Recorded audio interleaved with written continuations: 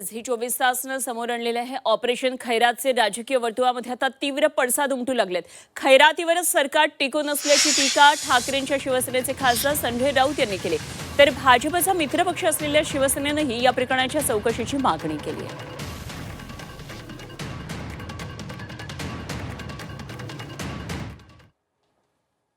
खैरात केल्याचं नाही, मेहरबानीवरच हे राज्य चाललेलं आहे ना। खैरात ही सुरूच आहे।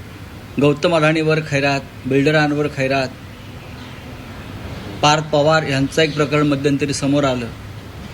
अशी प्रकरणं राज्यकर्त्यांची समोर येत आहेत आणि ह्या खैरातीवरच हे राज्य टिकून आहे। खैरातीच्या बदल्यात भारतीय जनता पक्षाला काय मिळतं आहे? Return gift. त्या रिटर्न गिफ्टवर निवडणुका लढवल्या जातात। पुणे आणि पिंपरी चिंचवडमध्ये अशा प्रकारे जमिनींची आणि सवलतींची खैरात सरकारकडून कायम सातत्यानं होते। कारवाई काय केली पाहिजे म्हणजे बघा, चंद्रशेखर बावनकुळे यांच्या बाबतीमध्ये अशा तक्रारी आणि असे आरोप वारंवार होत आहेत। आता मुख्यमंत्र्यांनी मगाशी ज्या तपास यंत्रणेच्या गोष्टी केल्या, विश्वास ठेवा, तुमच्यावरती कसा विश्वास ठेवायचा? नाही ठेवता येत।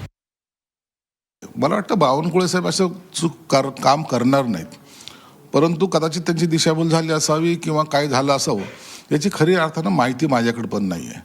म्हणून योग्य ती माहिती जर आली तर त्याच्यावर बोलणं संयुक्तिक ठरेल, परंतु बावनकुळे साहेबांनी याची दखल निश्चित घेतली असेल आणि असं काही घडलं तर त्याच्यावरती कारवाईसुद्धा करेल किंवा त्या प्रकरणाचा काय मोक्ष लावायचा आहे हे बावनकुळे साहेब स्वतः ठरवतील। पण या संपूर्ण प्रकरणाची असं 155 कोटीचा आरोप होते, चौकशी होणं गरजेचं आहे नाही, करतील ना बावनकुळे साहेब, चौकशी निश्चित करतील त्याचे, कारण की त्यांचा काही संबंध नसतात। कारण अशा TDR वगैरे देणं हा रुटीनचा जो काही भाग असतो त्या अनुषंगाने त्यांनी केलं असावं, परंतु तरीही त्यांच्याकडून म्हणजे काही चूक झाली का किंवा चुकीचा TDR गेलाय का याची पडताळणी ते जरूर करतील।